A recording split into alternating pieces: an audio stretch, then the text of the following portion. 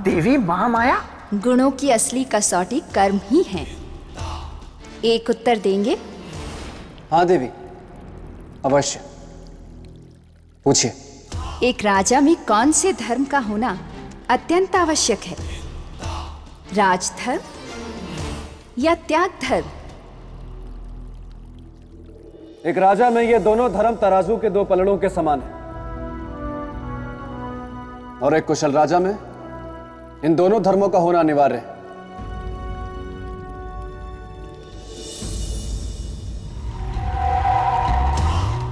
किंतु आपकी दृष्टि में इन दोनों में बड़ा कौन है? त्याग धर्म या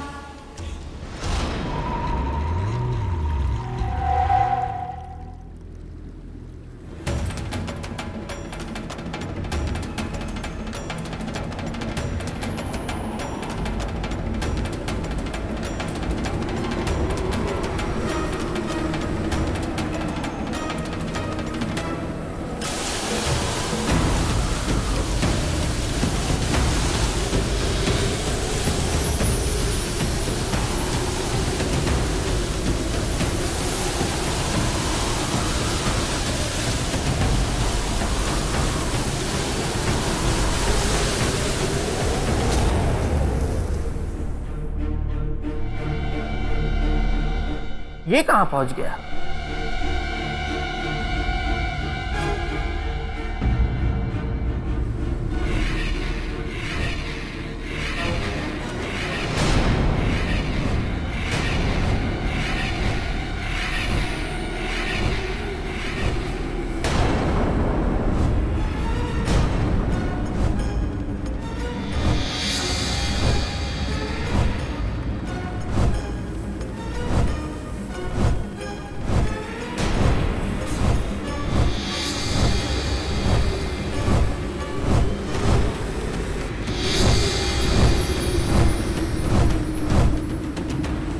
ये पक्षी राजा भोज को कहां ले जा रहे हैं? इसे इनसे चाहिए क्या?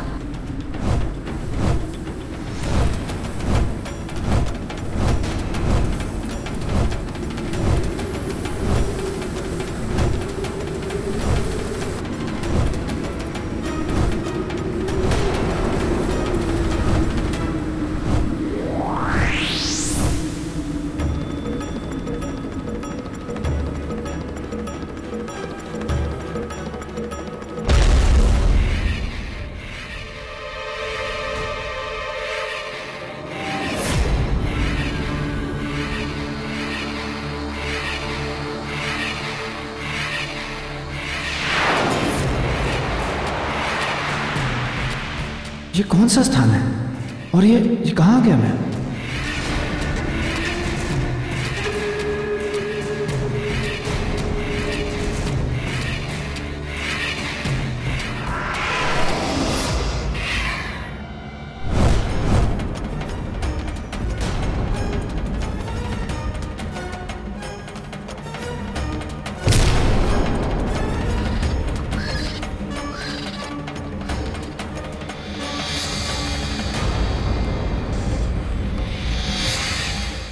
कौन हो तुम और मुझे यहां क्यों लाए हो? मैं इन पक्षियों का राजा हूं, पक्षीराज।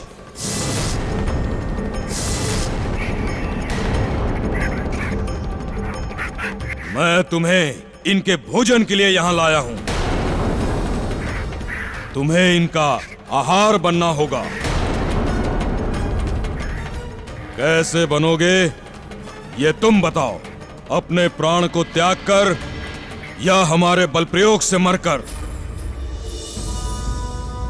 पक्षीराज, ना तो बल प्रयोग करने वाला बलशाली होता है, न मजबूरी में त्याग करने वाला त्याग। दोनों ही परिस्थितियों में हम में से कोई भी महान नहीं होगा। तुम्हारे कहने का तात्पर्य क्या है? कहने का तात्पर्य यह कि जो बलवान होता है वो सामने वाले को बराबरी का मौका देता है,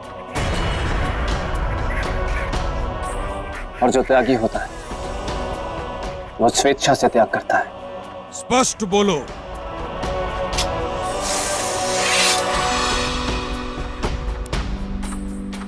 यदि तुम सच में बलवान हो तो मुझसे युद्ध करो,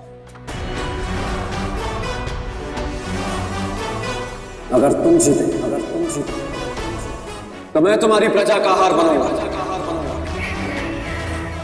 और यदि मैं जीता तो मुझे वहीं छोड़कर आओगे जहां से मुझे लाए थे। मुझे तुम्हारी चुनौती स्वीकार है।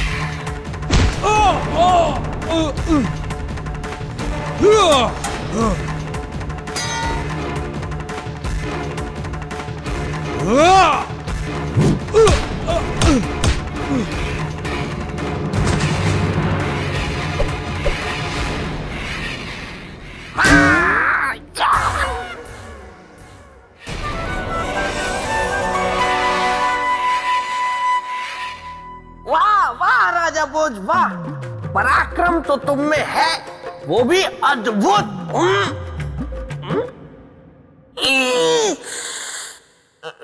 तो इसमें क्या है? हाँ, मेरा मित्र विक्रम था ना, वो तो इससे कई गुना ज्यादा पराक्रमी था।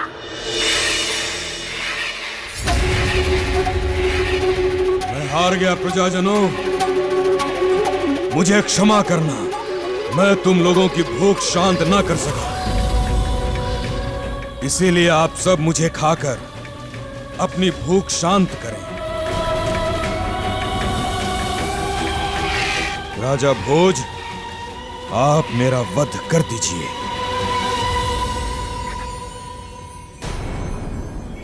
नहीं पक्षीराज, आप ऐसा नहीं करेंगे। आप एक राजा हैं, और राजा का कर्तव्य होता है प्रजा का पालन करना। किंतु मैं अपनी प्रजा के पालन में असफल हो गया। मैं अपनी प्रजा को आहार नहीं दे सका, इसीलिए अब केवल यही एक मार्ग है। नहीं, मैं अभी हूं, और मेरे होते हुए आपकी प्रजा भूखी नहीं मरेगी।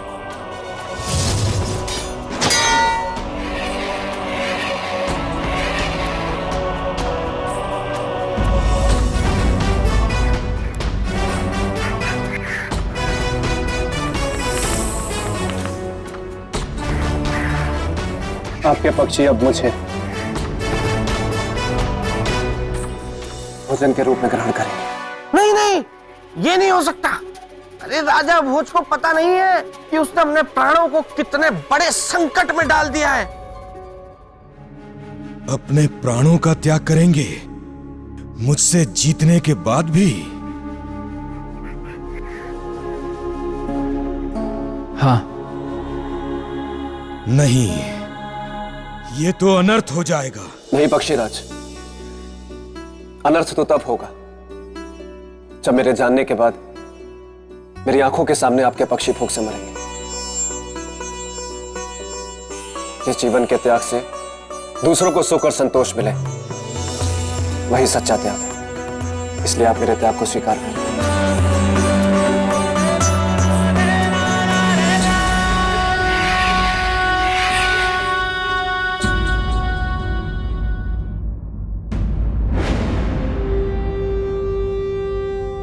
आइए पक्षियों, मुझे अपना आहार बनाकर अपनी भूख शांत करिए।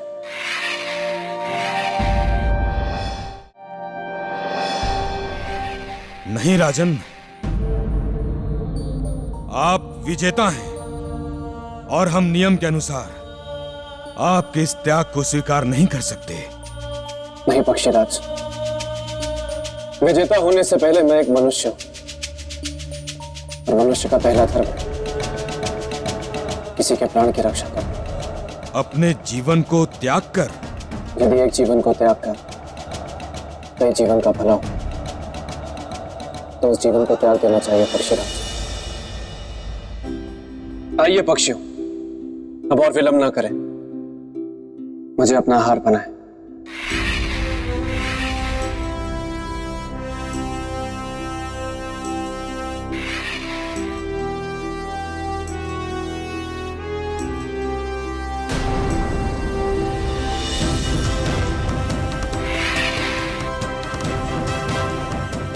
त्याग के अर्थ को जानना और उसे जीवन में उतारना दोनों खूबियां जानते हैं राजा भोज, और एक सच्चे त्यागी की यही तो पहचान है।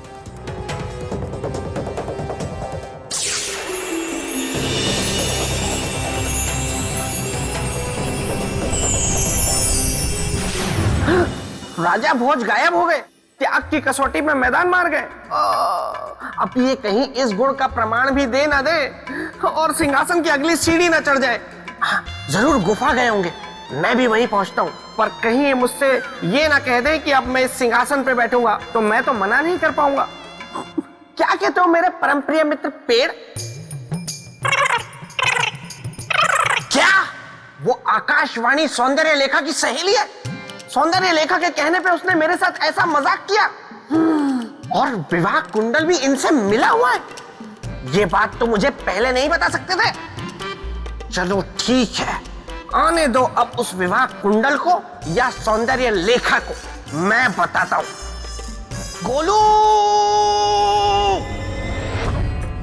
दिखाओ मुझे।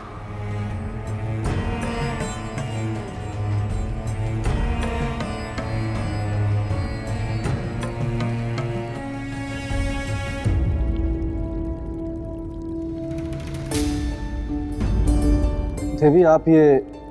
हाँ, मैं कबूतरों को भोजन दे रही हूँ, क्योंकि भूख और भोजन का बहुत गहरा संबंध है। हाँ देवी, भूख ना हो तो संसार परिश्रम ही ना करे, सारे जीव आलसी हो जाएं। सच कहा आपने।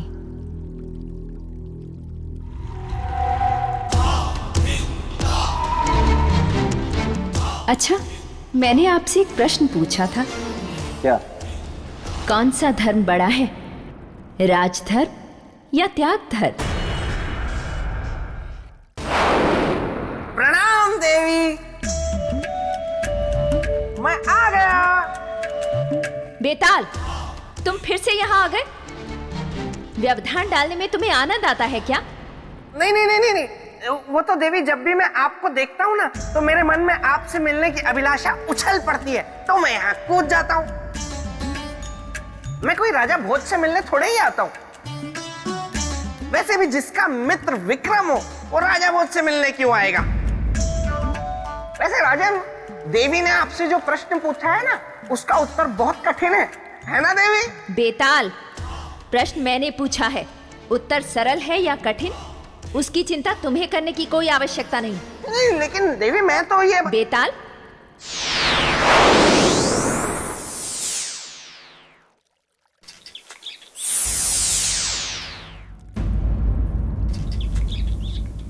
तो बताइए राजा, कौन सा धर्म बड़ा है, त्याग धर्म या राजधर्म?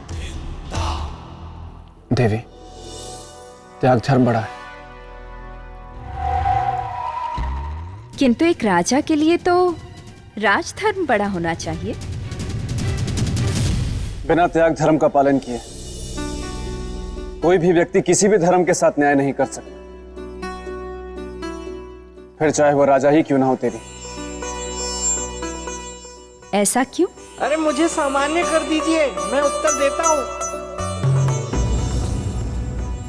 क्योंकि त्याग धर्म ही व्यक्ति के मन से अपने पराये का भेद मिटाता है, सबको समान दृष्टि से देखने की शक्ति देता है। बिना त्याग धर्म का पालन किए राजधर्म का पालन नहीं हो सकता देवी। अरे मुझे क्यों त्याग रहे हैं? मुझे ठीक कर दो। इसीलिए त्याग धर्म पड़ा है। बिल्कुल सही कहा आपने राजन। देवी, मैं आपसे एक प्रश्न पूछना चाहता हूं। पूछिए। पक्षीराज ने जो मेरे साथ किया, उसका रहस्य क्या था? उन्होंने ऐसा किया क्यों? ताकि आप सिंहासन को प्राप्त करने की एक और सीढ़ी चढ़ सकें। हाँ, जिसका डर था वही हुआ। ये तो सिंहासन की एक और सीढ़ी चढ़ने की तैयारी में है और मैं यहाँ चूहा बना हुआ हूँ। ये मुंह में खुजली क्यों हो रही है? अपने त्याग धर्म के गुण के आधार पर आपने सिंहासन के और निकट जाने की क्षमता सिद्ध कर दी है। अब आप आगे जा सकते हैं।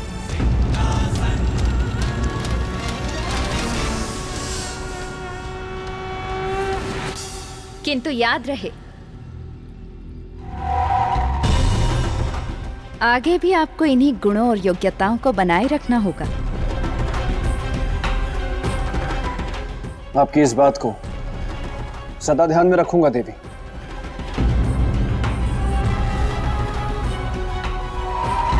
क्षमा देवी, क्षमा। कृपा करके मुझे सामान्य करती जाइए। देवी, मैं सम्राट विक्रमादित्य का मित्र हूँ। मेरे साथ ऐसा मत कीजिए। ये चूहा बन के कब तक रहूंगा?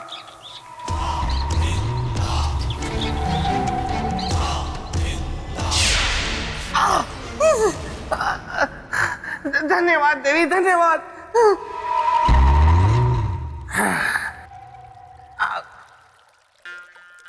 राजन, आप फिर से भ्रमजाल में फंसे।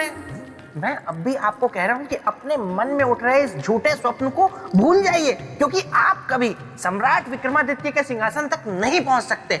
अरे देखिए, शुरू में परीक्षाएं सरल होती हैं, कोई बालक भी उत्तीर्ण कर सकता है, लेकिन जैसे जैसे आप सिंहासन के निकट पहुंचते जाएंगे, परीक्षाएं और कठिन होती जाएंगी और जटिल होती जाएंगी, फिर आप उनका हल नहीं निकाल सकते। इसलिए अभी भी कहता हूँ राजन, मेरे साथ वापस निकल चलिए। आइए, चलिए चलिए। राजन, राजन, राजन।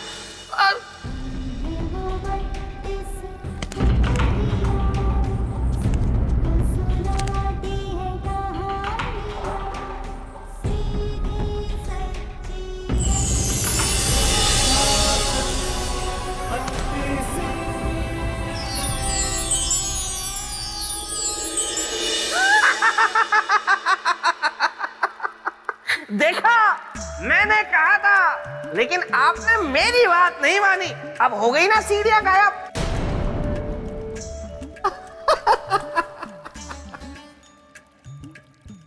बेताल, मैं जानता हूं ये एक साधारण सिंहासन नहीं है। तुम्हारे मित्र चक्रवर्ती सम्राट विक्रमादित्य का असाधारण सिंहासन है। वही तो।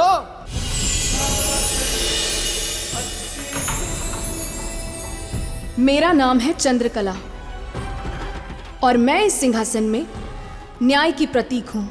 राजा भोज, आपका उद्देश्य मैं जानती हूँ कि आप यहाँ क्यों आए हैं, किंतु आप अपने उद्देश्य में सफल नहीं हो पाएंगे। बिल्कुल सही कहा देवी आपने। यही बात तो कब से मैं इन्हें समझाने का प्रयत्न कर रहा हूँ। मैं बेताल आपको प्रणाम करता हूँ देवी।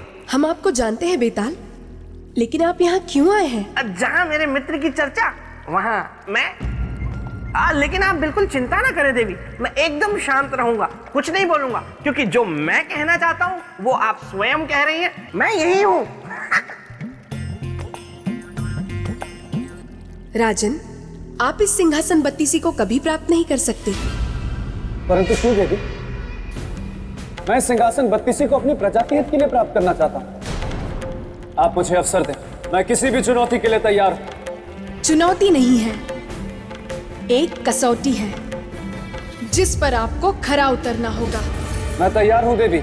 तो सबसे पहले आपको चक्रवर्ती सम्राट विक्रमादित्य के न्याय के विषय में जानना होगा।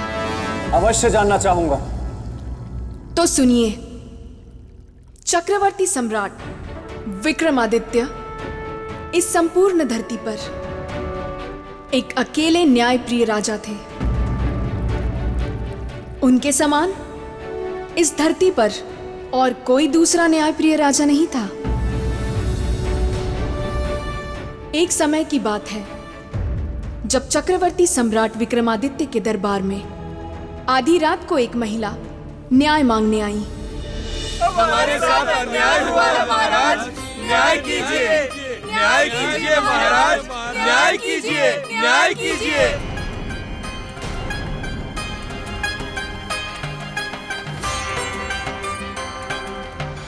बताइए देवी, क्या अन्याय हुआ है आपके साथ? सम्राट, मेरे पति की हत्या की गई है।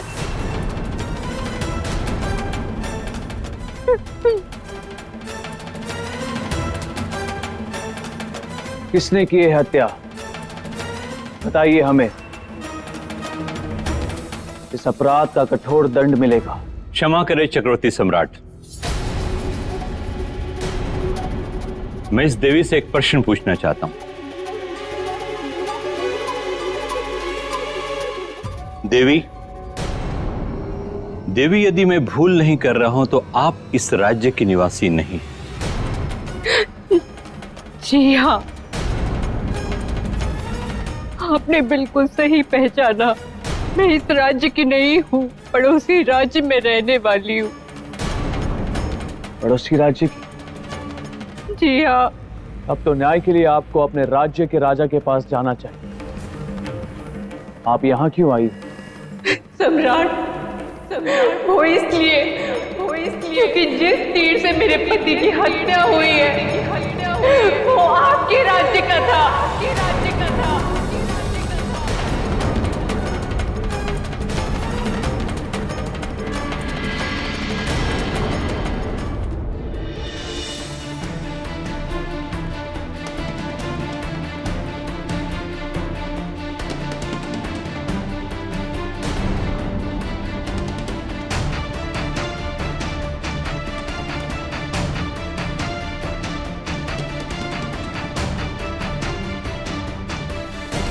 हमारे राज्य का तीर?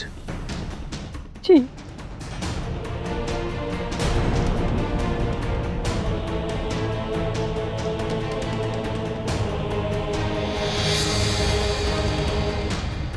ये वही तीर है सम्राट, जिससे मेरे पति की हत्या हुई है।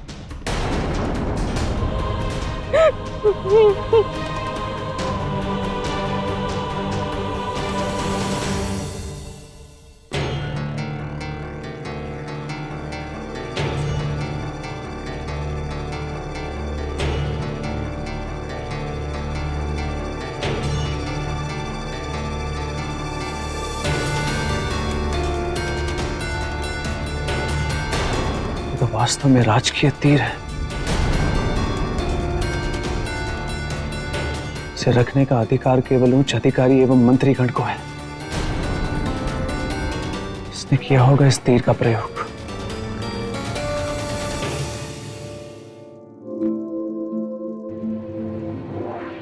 आप निश्चिंत रहे देवी, आपके पति के हत्यारे को अवश्य दंड मिलेगा। न्याय के मंदिर से आप खाली आंचल नहीं जाएंगी।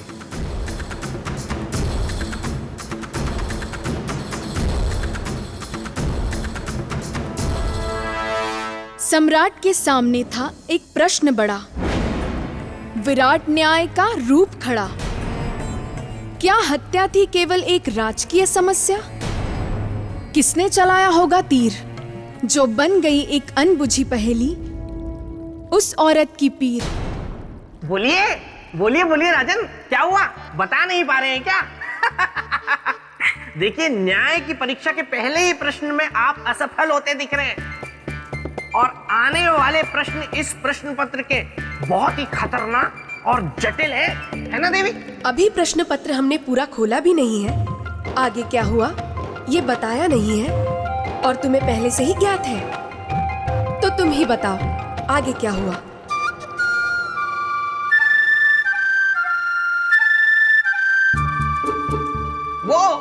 वो देवी, मैं तो केवल अनुमान लगा रहा था कि जब पहला ही प्रश्न इतना सर घुमा देने वाला है तो आगे आने वाले और प्रश्न कितने जटिल होंगे।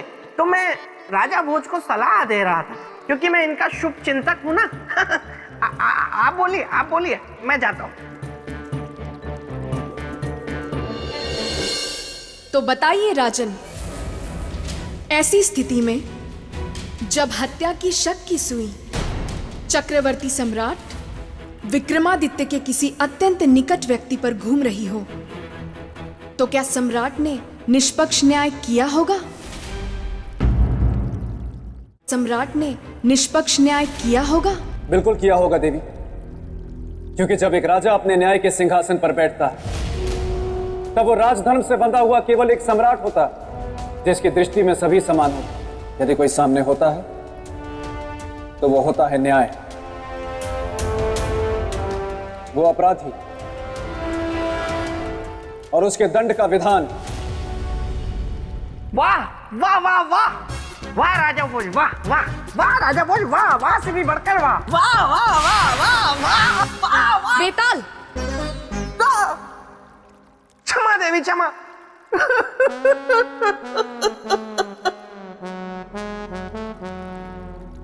देवी, ये जानकर कि वो तीर राजकीय है और सम्राट के किसी निकट व्यक्ति ने चलाया है, तो सम्राट ने क्या किया?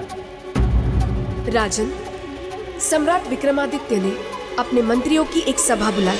तो आप सबका कहना है कि आप में से ये तीर किसी का भी नहीं है? नहीं सम्राट। ठीक, फिर सत्य का पता वो लुहार ही बताएगा जिसने ये तीर बनाया है।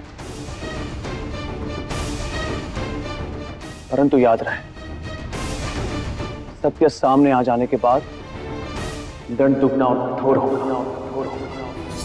एक हत्या के अपराध का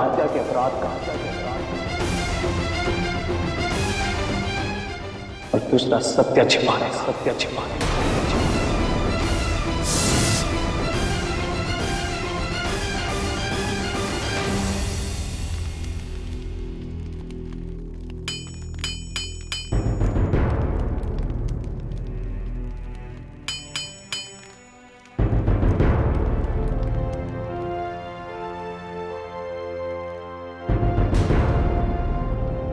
सम्राट की जय हो। सम्राट, आप यहाँ कारखाने में मुझे आदेश करके बुलवा लिया होता, आपने क्यों कष्ट किया? नीति कहती है कि प्यासे को ही कुएं के पास जाना चाहिए, सो हम आ गए। क्षमा कीजिएगा महाराज, मैं कुछ समझा नहीं। आप सब समझ जाएंगे।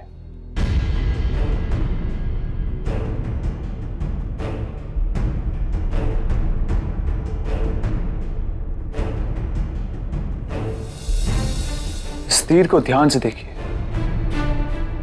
और बताइए कि ये तीर आपसे किसने बनवाया है? सम्राट है तो लोहार, हमारे लिए एक तीर ऐसा बनाए जिसका निशाना कभी चूके ना और जिसको लगे उसका जीवन ले ले। जी महारानी।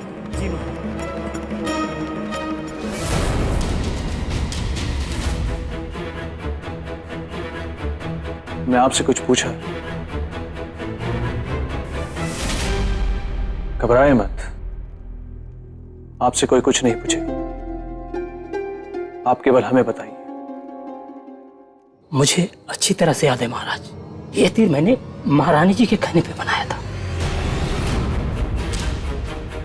महारानी जी जब शस्त्राभ्यास के लिए गुरुजी के पास जाती थी, उस समय मैंने ये तीर उन्हें बना कर दिया था। देखा, न्याय की जैसी परीक्षा मेरे मित्र विक्रम के सामने आई, वैसी परीक्षा किसी के सामने ना आए। देवी कितने पते की बात कह रही हैं? बेताल, हमने सुना है कि आप प्रेत भूमि में रहते हैं। सही सुना है देवी। और हमने तो ये भी सुना है कि आप बहुत हट्टी हैं। गलत सुना है देवी। देखिए, अब सम्राट विक्रमादित्य की कहानी सुनकर आप फिर से भावुक ना हो जाए, इसलिए आपका प्रेत भूमि में वापस जाना आवश्यक है। नहीं नहीं देवी, ऐसा मत कीजिए, मुझे यहाँ रहने दीजिए ना देवी।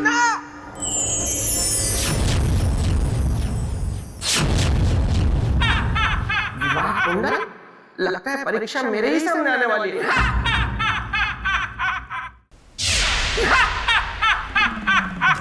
अरे बधाई हो बेताल, बधाई हो, तुम्हारे विवाह का मुहूर्त निकल चुका है। अरे इस कोने से बाहर निकलो। देखो प्रेत लोक में कैसे विवाह की तैयारियां चल रही हैं धूमधाम से। तुम शायद भूल रहे हो विवाह कुंडल, मैं हूँ बेताल, गलने नहीं दूंगा किसी की दाल। बेताल, विवाह के लिए तुमने स्वयं हाँ कहा था, अब तुम नहीं कर सकते इनकार, करना ही होगा मुझे स्वीकार। आओ आओ सौंदर्य लेखा, तुम्हारी ही कमी थी, अकेली आई हो, अपनी सहेली को साथ नहीं लाई। कौन सहेली? आकाशवाणी, जिसने तुम्हारे कहने पे झूठी आकाशवाणी की थी और विवाह कुंडल के साथ मिलकर मुझसे धोखे से विवाह के लिए हाँ करवाई, और धोखे से कराई गई हाँ हाँ नहीं होती। अब और वो मेरे भाई शक्ति सुरमा जो बना देते हैं सबका जुर्मा, उनके सामने भी तो तुमने हामी भरी थी, विवाह के लिए हाँ करी थी। वो मेरी हाँ नहीं थी, वो मेरा डर था, और डर से और धोखे से करवाई गई हाँ नहीं मानी जाएगी। अब तुम लोगों को जो करना है कर लो, क्योंकि मैं हूं बेताल, गलने नहीं दूंगा किसी की दाल।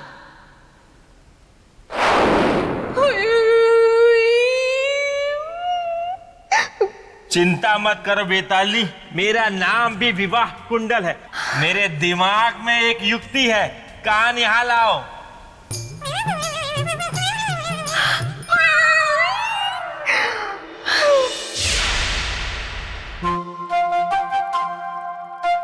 सम्राट विक्रमादित्य ने वही किया जो एक राजा को करना चाहिए था। वो सीधे आ पहुंचे महारानी चित्रलेखा के पास, जो सैन्य अभ्यास कर रही थी।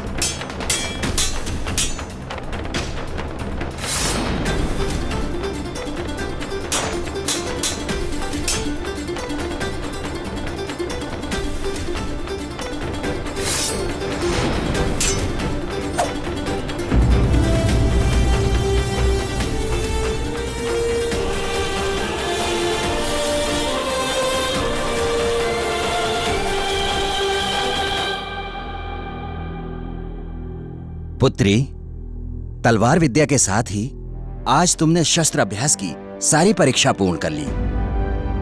अब केवल एक और परीक्षा बाकी है, इसमें तुम्हें उत्तीर्ण होना है। कौन सी परीक्षा गुरुदेव? धनुष विद्या की। अभी उसमें तुम्हारा लक्ष्य अचूक नहीं हुआ है, उसका निरंतर अभ्यास तुम्हारे लिए आवश्यक है।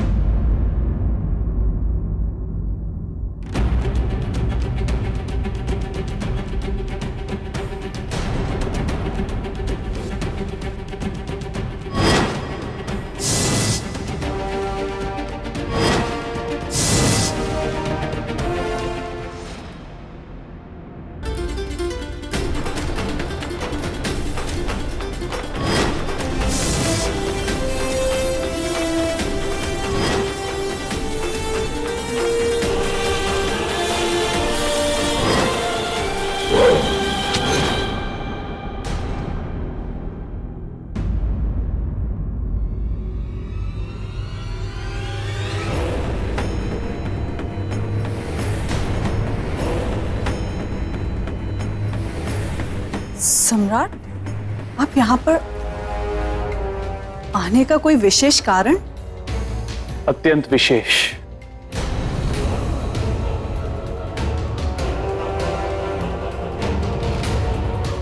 प्रणाम गुरुदेव।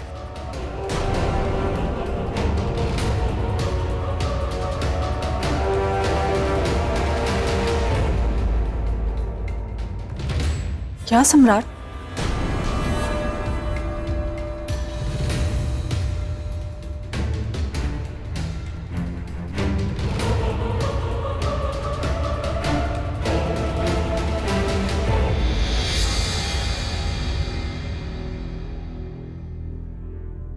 इस तीर को पहचानती है आप?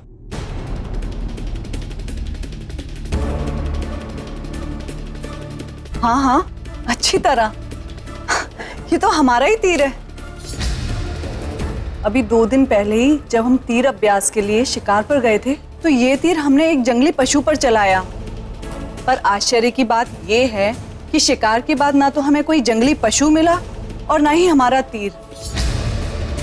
पर 2 दिन बाद आपको ये तीर कहां से मिला? महारानी चित्रलेखा, जब तक निशाना अचूक ना हो तब तक ऐसे जहरीले तीर का उपयोग नहीं करना चाहिए। क्यों? ऐसा क्या हुआ तीर चलाने पर?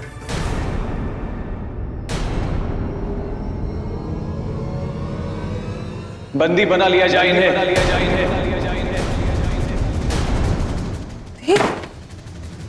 किंतु हमारा अपराध क्या है? ये सब क्या है? आप हमें बताइए, हमारा अपराध क्या है? एक निर्दोष मनुष्य की हत्या की है आपने। हत्यारिन है आप, हत्यारिन है आप, हत्यारिन है।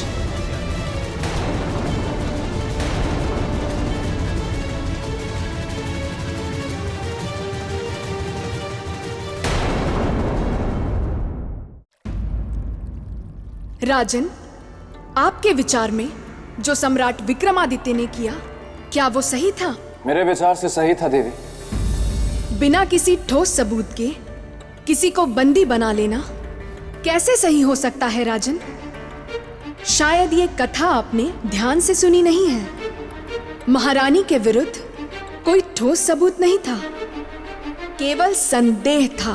देवी, न्याय का सिद्धांत यह कहता है कि जिस पर भी संदेह हो उसे सबसे पहले बंदी बना लेना चाहिए ताकि उससे पूछताछ हो सके।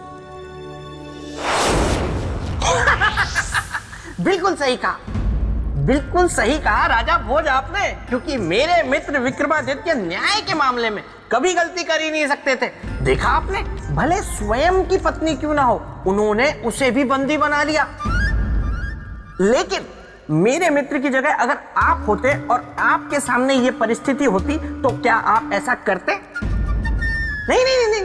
उत्तर मत दीजिए, उत्तर मुझे पता है, आप ऐसा नहीं करते, क्योंकि मेरे मित्र जैसा न्याय प्रेमी कोई हो ही नहीं सकता। मेरा मित्र विक्रम, विक्रम विक्रम, मेरा मित्र विक्रम। ये इतनी भयानक आवाज किसकी है? तुम्हारी है बेताल। मेरी? और अगर तुम चाहते हो ना कि तुम्हारी आवाज और भयानक ना हो तो एकदम शांत हो जाओ।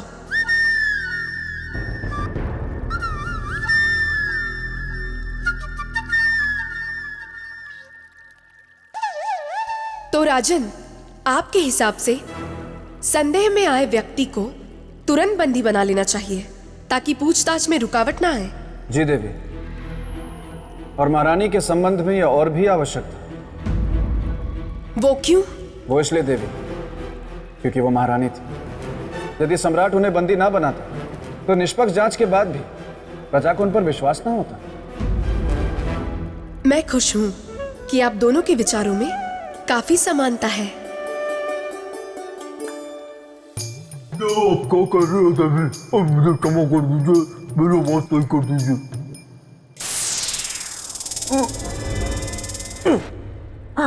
धन्यवाद देवी, धन्यवाद। ये आप क्या कह रही हैं देवी? कहाँ मेरा मित्र विक्रमादित्य और कहाँ राजा भोज?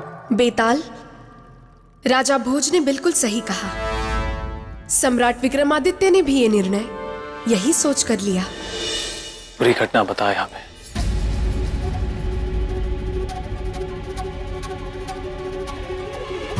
रात्रि का समय था, हम शिविर में सो रहे। ये अचानक हमें एक पशु के आने की आहट सुनाई दी। वो पशु कोई हिंसक पशु होगा, बस यही सोचकर हमने धनुष पर बाढ़ चढ़ाया और आवाज की दिशा में तीर को छोड़ दिया। किंतु जब हम बाहर गए तो ना तो हमें हमारा तीर मिला और ना ही कोई पशु मिला, तो केवल एक मशक जो कुम्हार मकरंद का था, जो नदी से जल लेने जा रहा था और आपने उसे हिंसक पशु समझकर अपने तीर का निशाना बना दिया। महाराज, हमसे भूल हो गई। इस सत्य को आप भूल कह रही हैं, वो एक अपराध है, दंडनीय अपराध। स्वामी, इस समय हम आपके स्वामी नहीं। अपराधी के सामने राजधर्म से बंधा एक राज्य का सम्राट खड़ा है। क्या कहना चाहती है? बस यही कि दंड देते समय हमारे महाराज का हृदय कहीं कोमल ना पड़ जाए।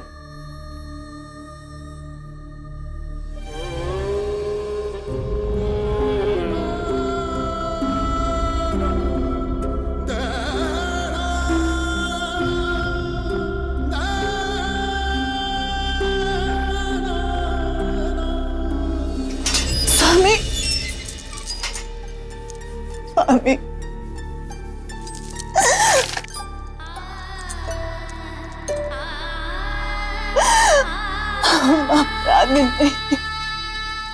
देखा राजन, ऐसे ही सम्राट विक्रमादित्य के सामने शीश नहीं झुक जाते थे। अरे ऐसे ही नहीं, सारे भारतवासी उनके गुण गाते थे।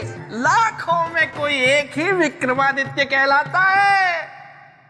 सही कहा आपने बेताल। तो राजन, सम्राट विक्रमादित्य मेरे परम प्रिय मित्र थे, इसलिए मैंने उनसे एक बार एक प्रश्न किया कि सम्राट, इस संसार में सबसे अधिक प्रेम आप किससे करते हैं? और मेरा ये प्रश्न किसी सम्राट या राजा से नहीं है, बल्कि एक साधारण मनुष्य से है। तो उत्तर दीजिए। तो पता है उन्होंने क्या उत्तर दिया? क्या उत्तर दिया? देवी, आप भी सुनिएगा। मेरे मित्र ने उत्तर दिया कि इस समस्त संसार में उन्हें सबसे अधिक प्रेम है अपनी पत्नी चित्रलेखा से। वो चित्रलेखा जिसे बंदी बनाने का आदेश उन्होंने दे दिया था, वो चित्रलेखा जिसे वो कारागार में डलवा चुके थे, वो चित्रलेखा जिसे हत्या के आरोप में वे सजा सुनाने वाले थे। देवी, अगर आप अनुमति दे दे तो इससे आगे की कथा मैं सुना दूं। कृपया मुझे सुनाने दीजिए ना। नहीं बेताल। देवी, अनुमति दे दीजिए ना। देखिए, मेरे मित्र की कथा है तो मुझे भी अवसर अवश्य मिलना ही चाहिए ना। देखिए, अगर आप ना कहेंगी तो मेरे पेट में बुलबुलें उठने लगेंगे और फिर मैं ना चाहते हुए भी बीच में बोलूंगा, जो मैं नहीं चाहता। इसलिए मुझे अनुमति दे दीजिए ना देवी। ठीक है बेताल, अनुमति है। तो राजन, एक बार मेरे मित्र सम्राट विक्रमादित्य के शयन कक्ष में एक चूहिया घुस गई। बेताल! क्षमा देवी, क्षमा, मैं भावनाओं में बह गया, इसीलिए ये कह गया। अब नहीं। तो राजन, राज दरबार में थे सारे राज दरबारी और फरियादी, और उनके सामने थे सम्राट विक्रमादित्य।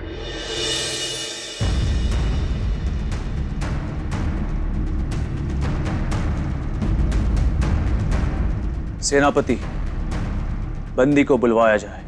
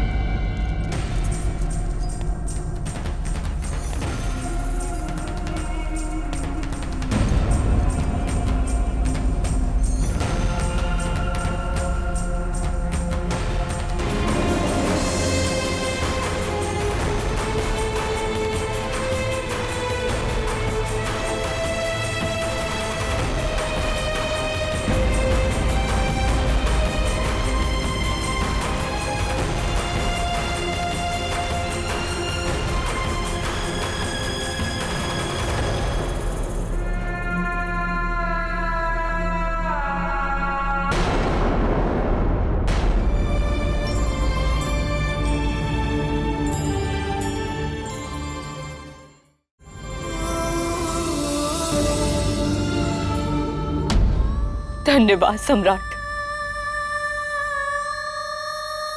एक नारी होकर नारी के जीवन को उजाड़ने वाली, क्या बिगाड़ा था मेरे पति ने तुम्हारा? क्यों मार डाला उन्हें? क्यों आग लगा दी मेरे जीवन में, मेरे सुहाग को? चुप क्यों? बोलो, उत्तर दो। क्या पाया तुमने उन्हें मारकर?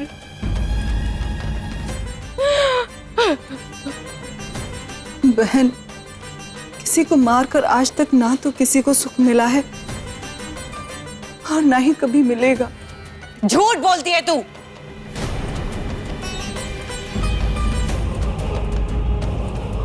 झूठ बोलती है तू। बहन, झूठ ही बोलना होता, कभी सत्य ना बोलती। मैं ही हूं आपकी हत्यारन, जिसने आपके सुखी संसार में आग लगा दी।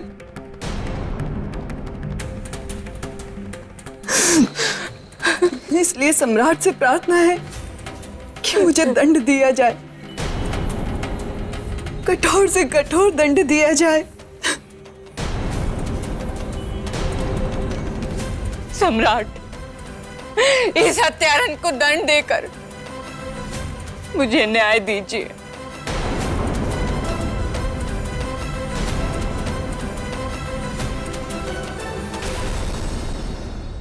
बोलिए, क्या न्याय चाहिए आपको? इस अपराधी को आजीवन बंदी गृह में डालने का दंड या फिर मृत्यु दंड? नहीं सम्राट,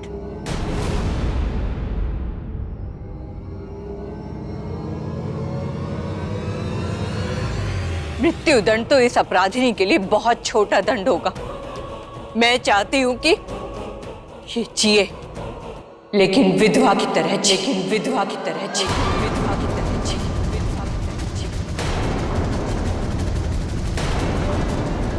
हर पल मैं अनुभव कर रही हूं, ठीक वही दर्द ये अनुभव करे।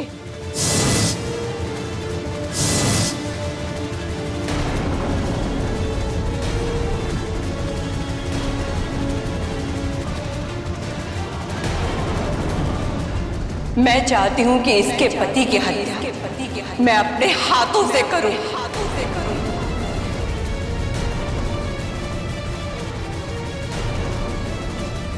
और यही होगा मेरा न्याय।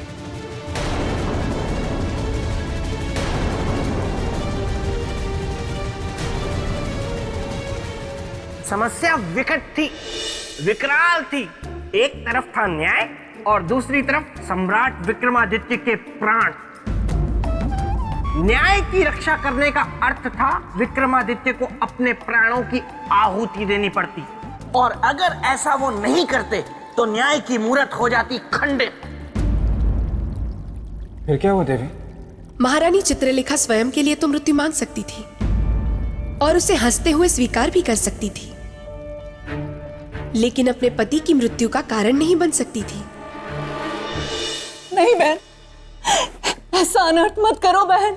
आपके दोषी हम हैं, आप हमें दंड दीजिए, परंतु हमारे पति को नहीं। नहीं हत्यारन, तो सुहागन का दंड यही है, तेरी सुनी मांग।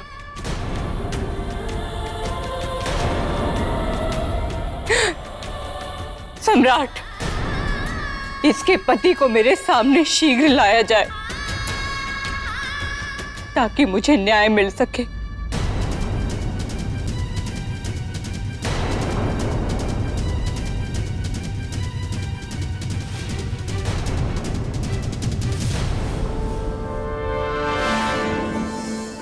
देवी,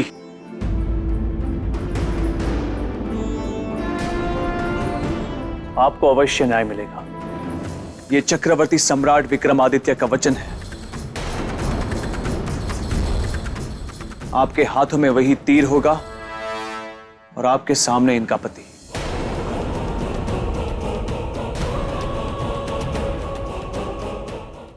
आपके हाथों में वही तीर होगा और आपके सामने इनका पति।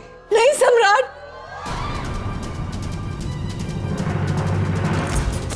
ठहरिए।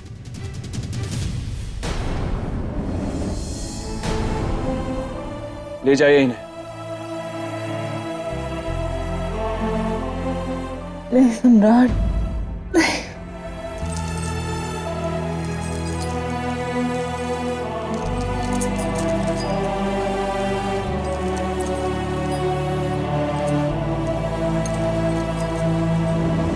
इन्हें न्याय के लिए धनुष और वही बाण दिया जाए।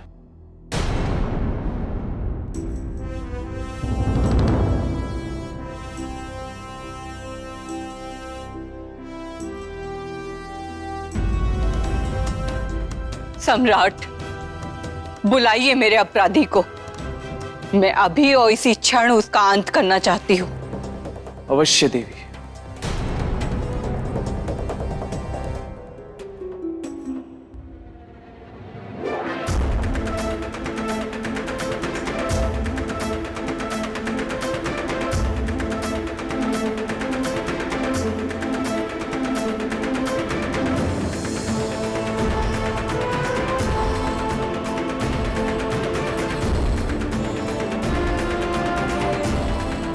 आपका अपराधी आपके सामने खड़ा है देवी, आपके सामने खड़ा है देवी। अपना न्याय पूरा कीजिए, अपना न्याय पूरा कीजिए, अपना न्याय पूरा कीजिए।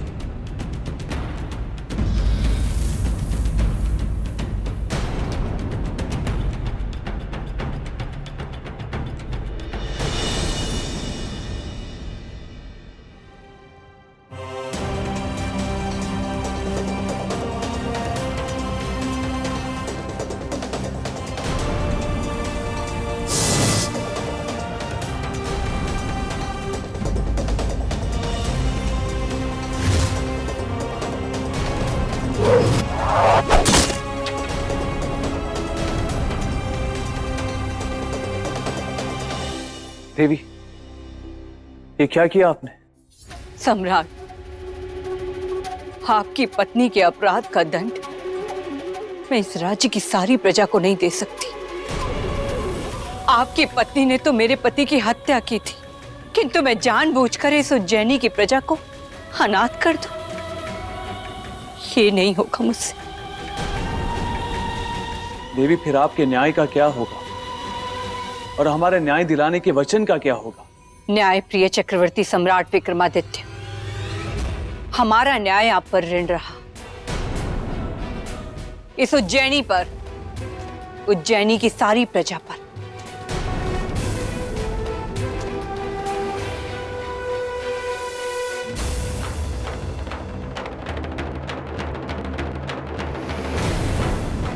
अब हम चलते हैं अपने राज्य।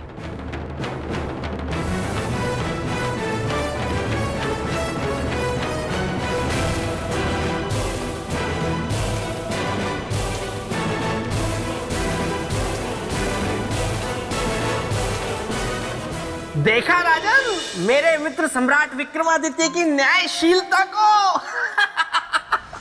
न्याय कलंकित ना हो, इसलिए उन्होंने अपनी पत्नी तक को बंदी बना लिया, स्वयं को और उज्जैनी के भविष्य को दांव पर लगा दिया। ऐसा न्याय दूसरा कोई नहीं कर सकता। क्षमा करिएगा देवी, पर जिसे आप न्याय कह रही हैं वो न्याय नहीं है। क्या न्याय नहीं है? नहीं देवी। वाह वाह राजा भोज, वाह। एक आप ही हैं इस संसार में सबसे बुद्धिमान जो मेरे मित्र विक्रमादित्य के न्याय की कथा सुनने के बाद ये कह रहे हैं कि उन्होंने जो किया वो न्याय नहीं था। नहीं था।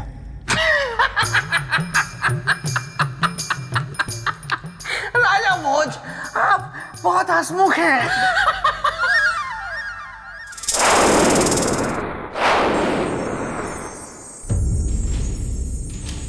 आप ये कैसे कह सकते हैं कि सम्राट विक्रमादित्य ने जो किया वो न्याय नहीं है? देवी, न्याय का अर्थ होता है न्याय मांगने वाले का भला, परंतु इस न्याय से तो सुनंदा का कुछ भला हुआ ही नहीं, बल्कि उसने जीवन दान देकर सम्राट के साथ साथ पूरी उज्जैनी का भला कर दिया। और जहां तक मुझे लगता है देवी, इस अपमानजनक परिस्थिति में सम्राट विक्रमादित्य को मुकुट उतारने तक पर विवश कर दिया होगा। सही कहा आपने, पर गंभीरता को सहजता में बदलना सम्राट भली भांति जानते थे।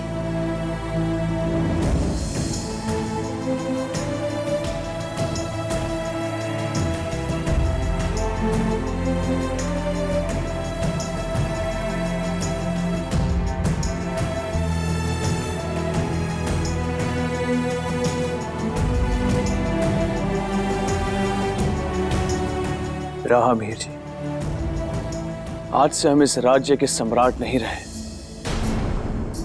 आज से इस राज्य की बागडोर आप संभालेंगे। नहीं सम्राट, नहीं, यह संभव नहीं है। इस संसार में कुछ भी असंभव नहीं है विराहमीर जी। बस उसे पूरा करने के लिए मन में संकल्प होना चाहिए। परंतु सम्राट, मैं आपका स्थान कैसे ले सकता हूं? आप सही कह रहे हैं, आप हमारा स्थान नहीं ले सकते, क्योंकि अब हम एक साधारण प्रजा है, और तब तक साधारण प्रजा रहेंगे जब तक उस स्त्री के न्याय के ऋण को चुका ना दे।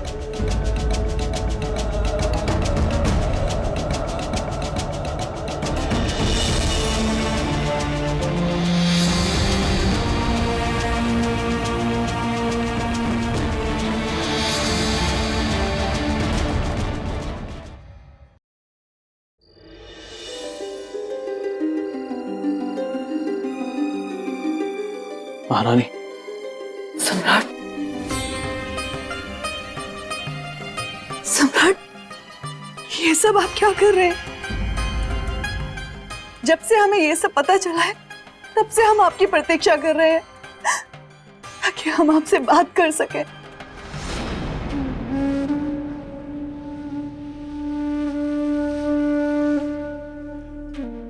अब इस राज्य के सम्राट नहीं है हम, महारानी। हमने वही किया है जो एक राजा को करना चाहिए। किंतु सम्राट, हमारे अपराध का दंड आप स्वयं को क्यों दे रहे हैं? आपको जो दंड देना है आप हमें दीजिए। इस अपराध से अब आप मुक्त हो चुकी है। सच्चे न्याय के लिए जो भी करना है वो हमें करना है, और सच्चा न्याय तभी होगा जब हम मकरंद की हुई मृत्यु की भरपाई स्वयं मकरंद बनकर करें। और जब ऐसा हो जाएगा तब हम समझेंगे कि हमने उस परिवार के साथ सच्चा न्याय किया। किंतु सम्राट, अपराधी हम हैं। आपको जो भी दंड देना है हम स्वीकार है।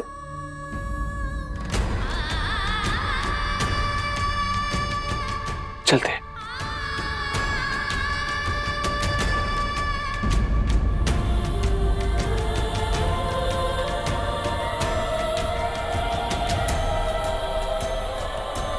आपका सुख हमारा सुख, आपका दुख हमारा दुख, आपकी अच्छाई हमारी अच्छाई, और आपका अपराध भी हमारा अपराध।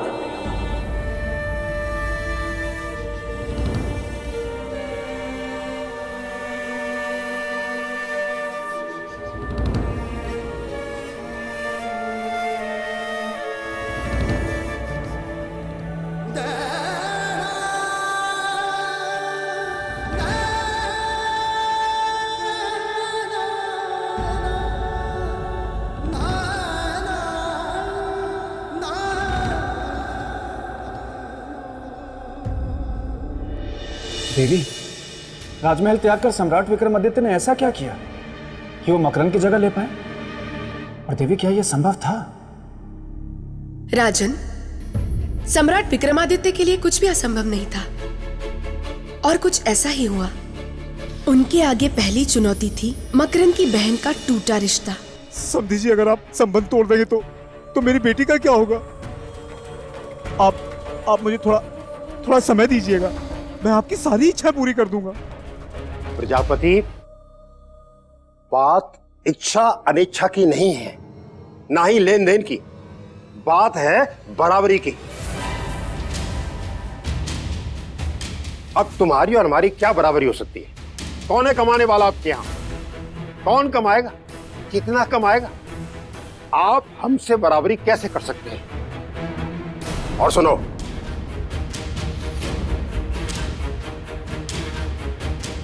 जो तुमने ब्याह में दिया था ना, वो इस पोटली में है।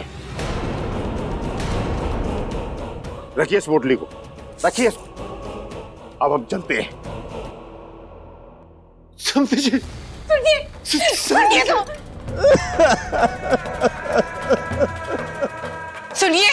सुनिए तो, मेरी बात तो सुनिए। रुक जाइए, रुक जाइए, रुक जाइए।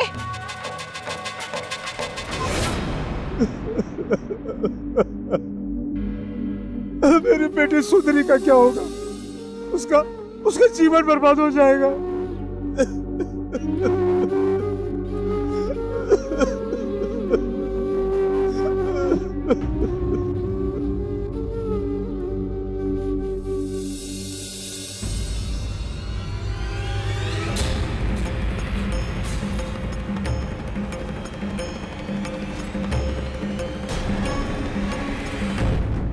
आपने मेरी चौखट पर पैर रखने का साहस भी कैसे किया? आपका ऋण चुकाने आए हैं, आपकी सहायता कर रहे हैं। हमें ना तो आपकी सहानुभूति चाहिए और ना ही किसी प्रकार की सहायता। कृपया कर चले जाइए, आप यहाँ से चले जाइए।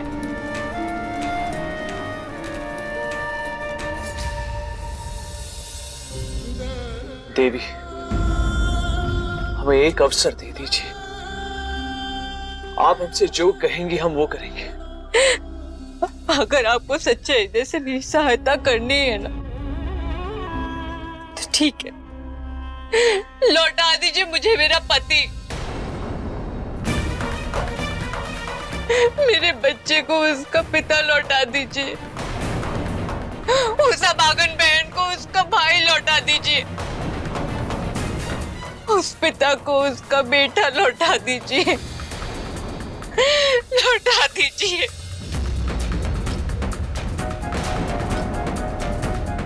नहीं ना, नहीं लौटा पाएंगे ना, तो चले जाइए आप यहाँ से, चले जाइए। देवी, कि ये सब सुनकर सम्राट विक्रमादित्य ने अपना इरादा बदल दिया होगा? क्या वो अपने राजमहल में लौट गए होंगे? नहीं देवी, जैसा कि आपने कहा था कि सम्राट विक्रमादित्य के लिए कुछ भी असंभव नहीं है, उनका आत्मबल ही उनकी शक्ति है, इसलिए मुझे नहीं लगता कि सम्राट विक्रमादित्य वापस गए होंगे। लेकिन मैं वापस आ गया हूं। देवी मुझे क्षमा कर दीजिए। प्रेत भूमि में अपने मित्र की इस करुणामयी कथा को सुनकर मैं बहुत रो रहा था, और अकेले अकेले रोना मुझे बिल्कुल अच्छा नहीं लगता, इसीलिए मैं यहाँ आ गया। ठीक है बेताल, तो सुनिए राजन, मकरंद की पत्नी से खरी खोटी सुनने के बाद सम्राट विक्रमादित्य के सामने संपूर्ण गांव उपस्थित था।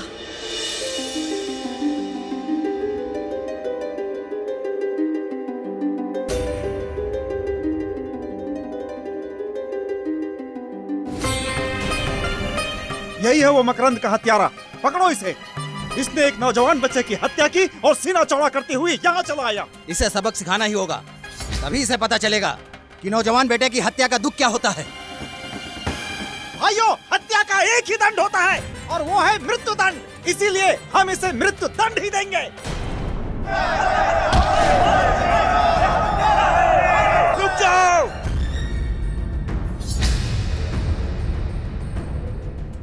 कोई इन्हें नहीं मारेगा, कोई भी इन्हें नहीं मारेगा। ये क्या कह रहे हो प्रजापति? ये तुम्हारे नौजवान बेटे की हत्या का दोषी है। मेरे बेटे की हत्या का दोषी है ना, तुम्हारे बेटे की हत्या का दोषी तो नहीं। ये आप कैसी बात कर रहे हैं प्रजापति? अगर आज तुम इसे बचाओगे तो इसके तुम ही दोषी ठहराए जाओगे। आप लोग चले जाओ यहाँ से। अगर मदद नहीं कर सकते तो झूठी सहानुभूति तो मत दिखाओ। जाओ यहाँ से, आप लोग जा सकते हैं। याद रखो प्रजापति, इसे जिंदा रखकर सांप को दूध पिलाओगे तुम। चलो भाइयों, चलो।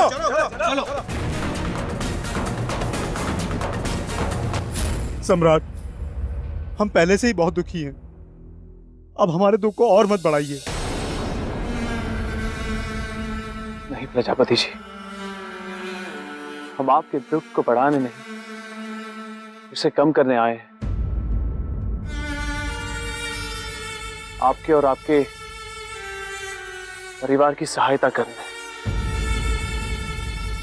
सम्राट, अगर आप सच में हमारी सहायता करना चाहते हैं तो यहाँ से चले जाइए। क्षमा करना हमें, पर जब तक हम आपके परिवार के हर सदस्यों के चेहरे पे सुख नहीं देख लेते, हम यहाँ से नहीं जाएंगे।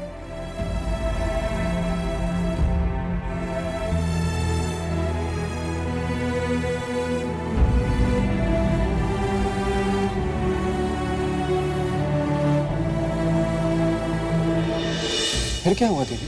मेहनत, कड़ा परिश्रम। कल तक जो राजभवन का राजा था, आज वो घड़ा बनाने वाला बन गया।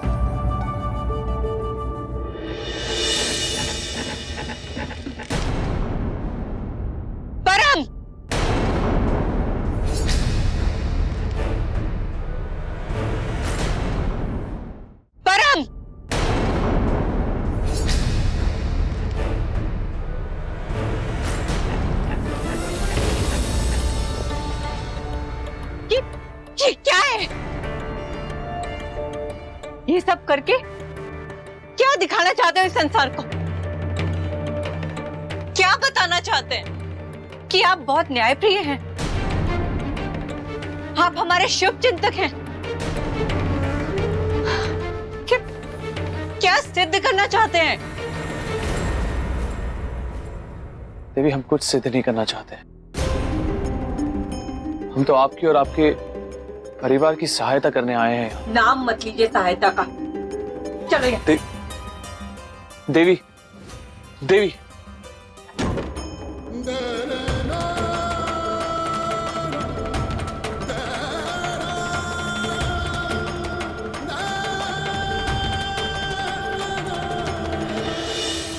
आपको क्या लगता है राजन, सम्राट विक्रमादित्य की मेहनत का ये फल सही था? क्या वो मकरंद की पत्नी की बातें सुनकर वापस लौट जाएंगे? प्रश्न नहीं उठता। अरे मेरे मित्र विक्रमादित्य। बेताल, क्या आप राजा भोज हैं? नहीं। तो ये प्रश्न हमने राजा भोज से पूछा है, तो जवाब भी उन्हें ही देने दीजिए। नहीं नहीं देवी। शांत रहो बेताल। क्षमा देवी क्षमा। राजन, आप देवी के प्रश्नों का उत्तर दीजिए ना। आप प्रश्नों का उत्तर नहीं देते फिर मेरी इच्छा हो जाती है उत्तर देने की। मैं ऐसा करना नहीं चाहता हूँ, तो आप दीजिए ना देवी के प्रश्नों का उत्तर। देवी, जो व्यक्ति अपना राजपाट, सुख सुविधा, मोह माया सब कुछ त्याग कर मकरंद के परिवार को खुशियां वापस देने आया, वो व्यक्ति इतनी आसानी से कभी हार नहीं मानेगा। सही कहा आपने राजन। सम्राट विक्रमादित्य ने भी हार नहीं मानी और वो उस परिवार का भरण पोषण करने के लिए निकल पड़े, स्वयं के हाथों बने घड़े बेचने के लिए। घड़े ले लो, घड़े, सस्ते और मजबूत घड़े। काका, काका घड़े ले लो। काका, इससे सस्ता और मजबूत घड़ा आपको कहीं नहीं मिलेगा। एक बार लेके देखो आप। नहीं चाहिए।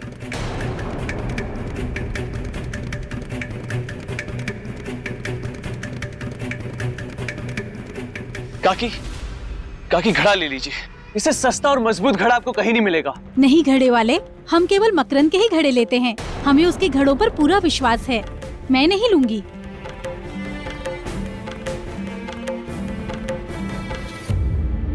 यानी मकरंद की साख और उस पर लोगों का विश्वास, यही दो कारण है कि हमारे घड़े क्यों नहीं बिक रहे। हमें किसी भी हाल में इस परिवार के नुकसान की भरपाई करनी है। हमें किसी भी हाल में इस परिवार के नुकसान की भरपाई करनी है। इन घड़ों को हर हाल में बेचना होगा।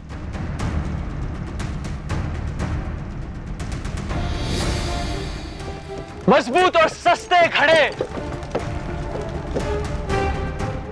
काका, काका घड़े लेंगे आप? नहीं चाहिए। बहन जी, बहन जी एक घड़ा ले लीजिए। कितने का है ये घड़ा? आप दाम की चिंता मत कीजिए, इसकी मजबूती देखिए आप। अगर ये इस जमीन पर लुढ़क भी जाए ना तो भी टूटेगा नहीं। मिट्टी के बर्तन और जमीन पर लुढ़कने से ना टूटे, ऐसे तो सिर्फ मकरंद के घड़े हुआ करते थे। मैं आपको अभी दिखाता हूँ, आप भी देखिए।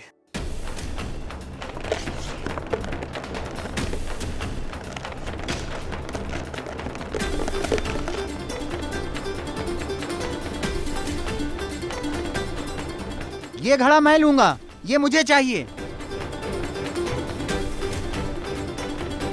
और इस प्रकार न्याय का ऋण चुकाने के लिए चक्रवर्ती सम्राट विक्रमादित्य पूरे 1 वर्ष तक घर घर जाकर घड़े बेचते रहे।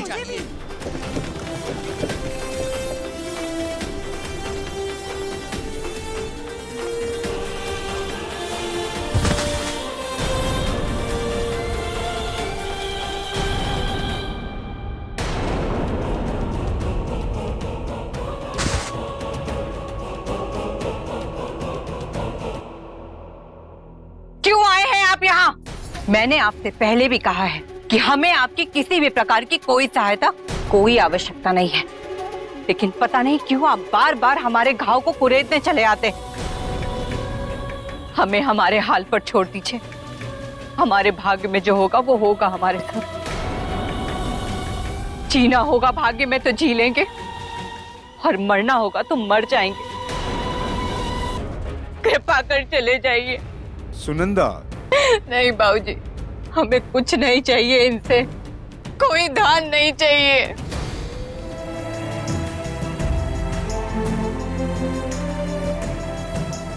चलते हैं।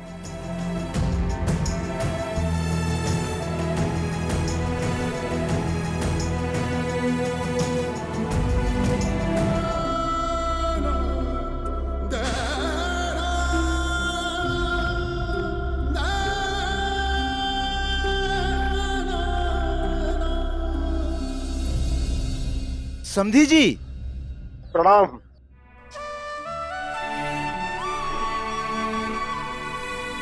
अरे समधी जी आप आइए ना, अंदर आइए।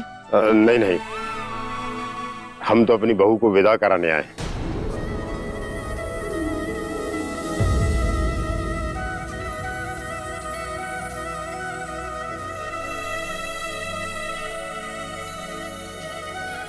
लेकिन आप तो रिश्ता तोड़ गए थे, फिर ये विदाई? वो झूठे दिखावे के कारण जो हम भूल कर बैठे थे, अब हम उसे सुधारने आए। अब हम जान गए हैं, एक दूसरे के सुख दुख में काम आना ही जीवन का सत्य है, सबसे बड़ा संबंध है। भला हो उस व्यक्ति का जिसने हमारी जान बचाकर हमारी आंखें खोल दी। अरे कोई मुझे बचाओ,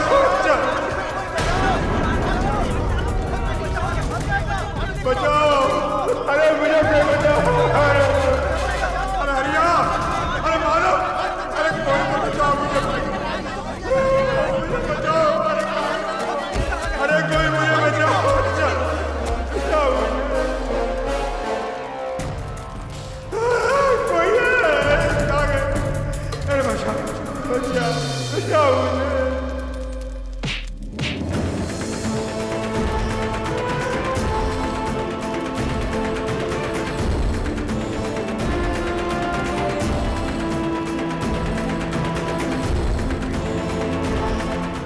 बेटा, तुमने मेरी जान बचाकर मुझ पर बहुत बड़ा उपकार किया है बेटा। नहीं काका, मानव धर्म का पालन करने में उपकार कैसे? और संकट के समय तो इंसान ही इंसान के काम आता है। परंतु काका, एक बात मेरी समझ में नहीं आई, गांव वाले तो आपके अपने हैं, तो इन्होंने आपकी जान बचाने की पहल क्यों नहीं की? बेटा, ये सब स्वार्थी है, मतलबी है, नेकी को भूल जाते हैं बेटा। नहीं काका, नेकी को नहीं भूलते, पर नेकी को ही भूलने वाले को अवश्य भूल जाते हैं, उससे दूर चले जाते हैं। और आज आपके साथ भी ऐसा ही हुआ है। आपने भी नेकी को भुलाकर अपनी बहू के साथ सारे संबंध तोड़ दिए, फिर आप दूसरों से कैसे उम्मीद कर सकते हो? बेटा, तुम कौन हो? ये सब कुछ कैसे जानते हो बेटा? हम ये सब इसलिए जानते हैं क्योंकि सुंदरी हमारी बहन है। हाँ काका, और विवाह के बाद एक स्त्री का घर अपना ससुराल होता है, उसका मायका नहीं। आप उसे अपने घर ले आए, वो आपको कभी शिकायत का अवसर नहीं देगी। क्षमा कर दो बेटा, मुझे क्षमा कर दो बेटा, क्षमा कर दो, क्षमा। नहीं काका, ये उस व्यक्ति की देन है जिसके कारण मैं अपनी भूल का प्रायश्चित करने यहाँ आ पाया हूँ। पर कौन है वो देवता जो अभी भी यहाँ से गए?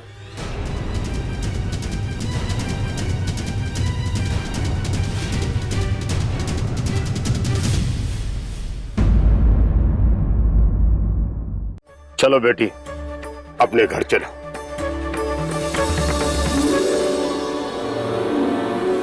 चलो बेटा, अपने घर जाने की तैयारी करो। बहुत बहुत धन्यवाद समधी जी।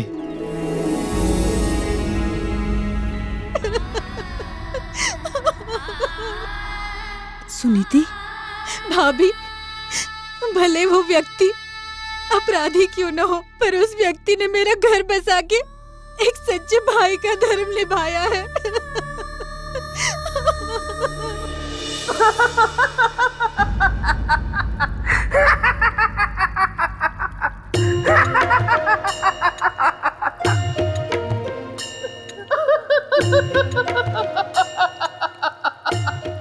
बहुत याद आ रही है मुझे, मेरे मित्र विक्रम की बहुत याद आ रही है। उसके जैसा महान कोई हो ही नहीं सकता। एक परिवार को बचाने के लिए कितना बड़ा त्याग किया मेरे मित्र ने। देखा राजन, मैं ऐसे ही नहीं कहता रहता कि आप मेरे मित्र के नाखून की भी बराबरी नहीं कर सकते। वो पहाड़ है तो आप राई, वो समंदर है तो आप खाई। सही कहा मेरे भाई।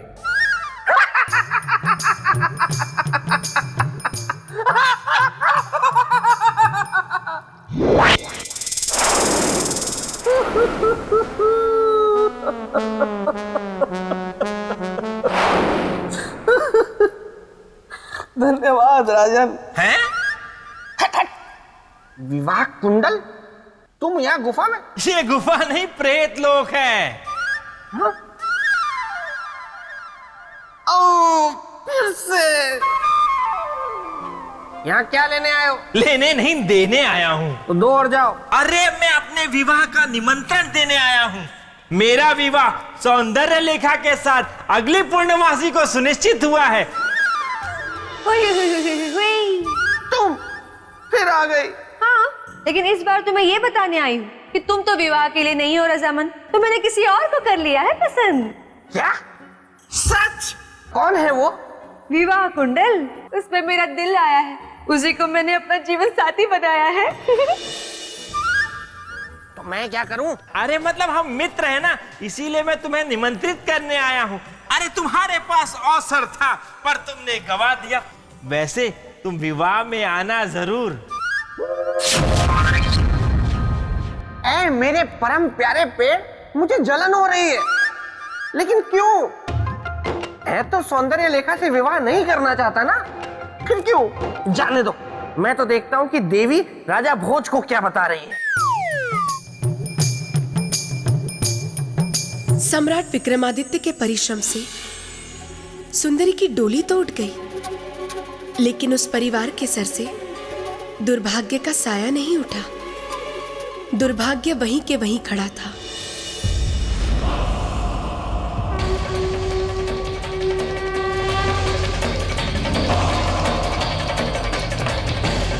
प्रजापति, बाहर आइए। जी कहिए। याद है ना, आज ब्रह्मदेव के यहाँ भोजन बनने की तुम्हारे घर की बारी है। जी मुखिया जी, याद है। चलिए। मैं चलता हूँ। दादाजी, आप कहाँ जा रहे हैं? बेटा, मैं अभी आता हूँ, तुम अपनी माता का ध्यान रखना। चलिए मुखिया जी। एक क्षण मुखिया जी। प्रजापति, हम आपको नहीं ले जा सकते। ब्रह्मदैत्य आपको देखकर क्रोधित होगा, वो हम सबको मार देगा, क्योंकि उसे भोजन में नौजवान चाहिए, कोई बूढ़ा नहीं।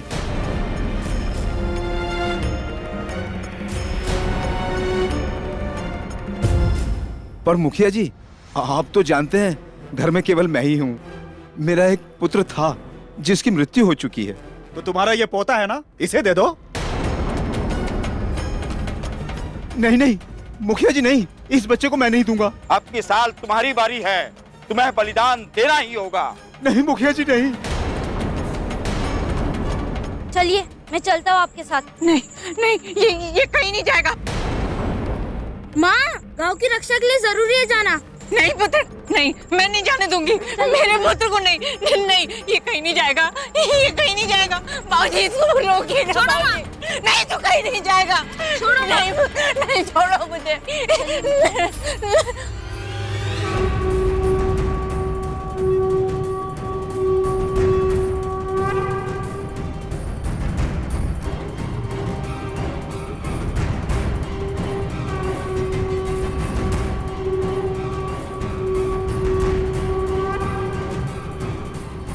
चलिए, खुशियां मनाई जाए। छोड़ो मुझे। रुक जाओ।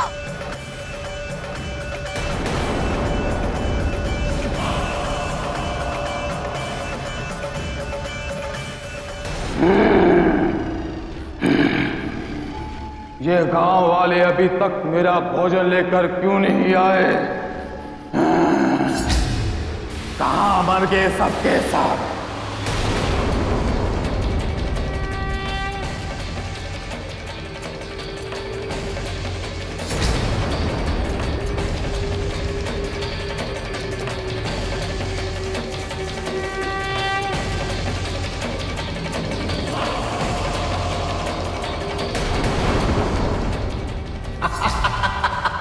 चलो। परम,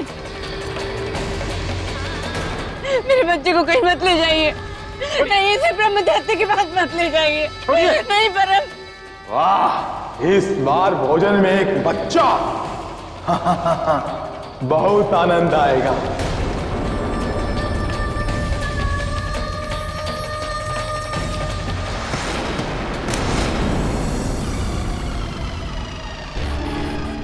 आजा, आजा। मत मारो मुझे, मुझे मत मारो, मुझे मत मारो। मेरा भोजन।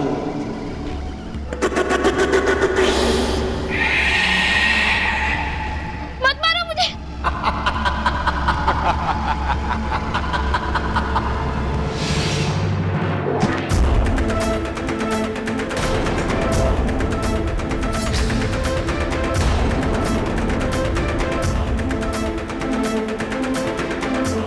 कौन हो तुम?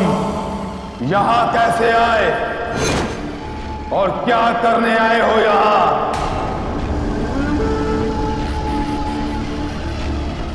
इस बच्चे को छूने का प्रयत्न भी मत करना। तू मारेगा मुझे? इस तरह शक्तिमान ब्रह्मदैत्य को तू मारेगा?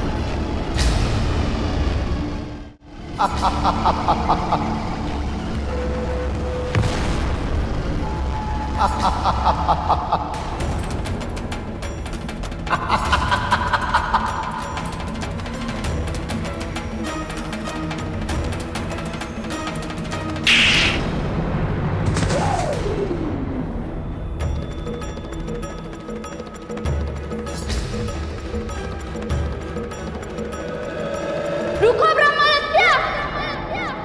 अब कौन आ गया?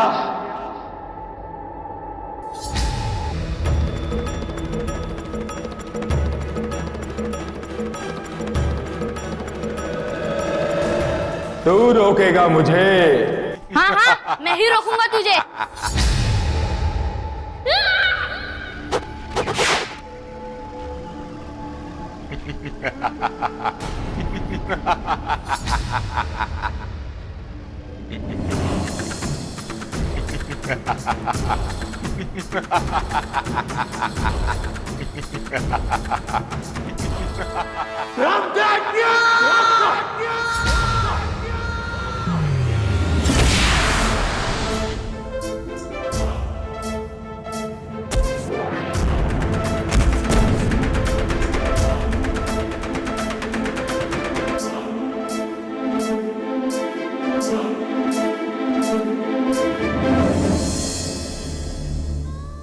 मेरा परम मुझे छोड़कर चला। माँ,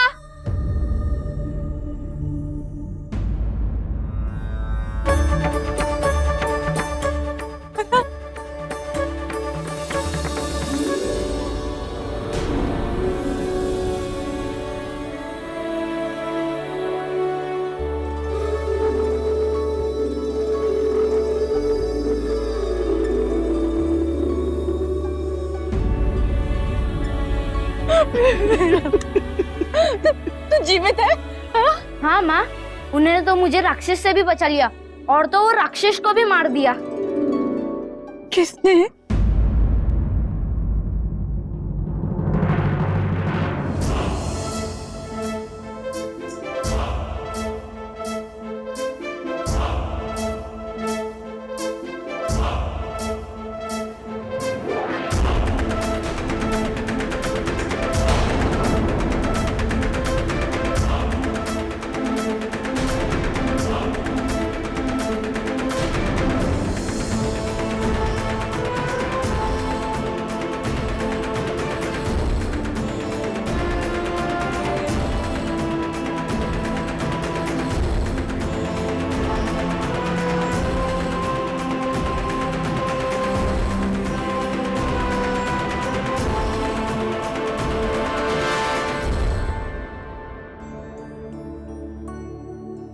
अब तो मैं आपसे क्षमा मांगने योग्य भी नहीं रही।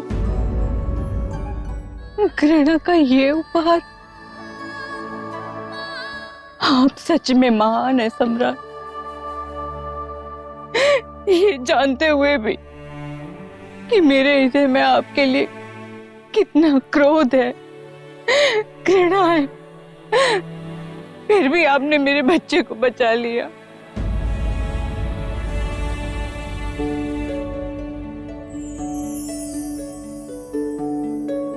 मैं आपकी ऋणी हो गई। आपने मुझे न्याय दे दिया सम्राट। अब मुझे ये कहने में तनिक भी संकोच नहीं होगा कि इस संसार में आप जैसा न्यायप्रिय सम्राट न हुआ है और ना ही कभी होगा।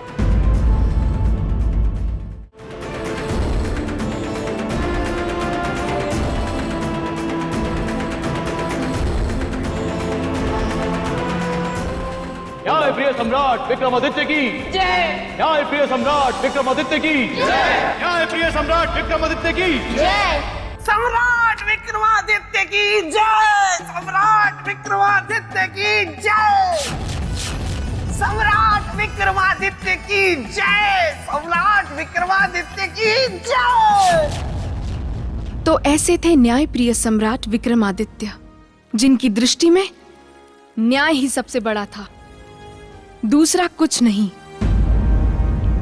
क्या ऐसा दूसरा कोई कर सकेगा? कभी नहीं। तो राजन, अब मुझे आज्ञा दें, मेरा कार्य पूर्ण हुआ।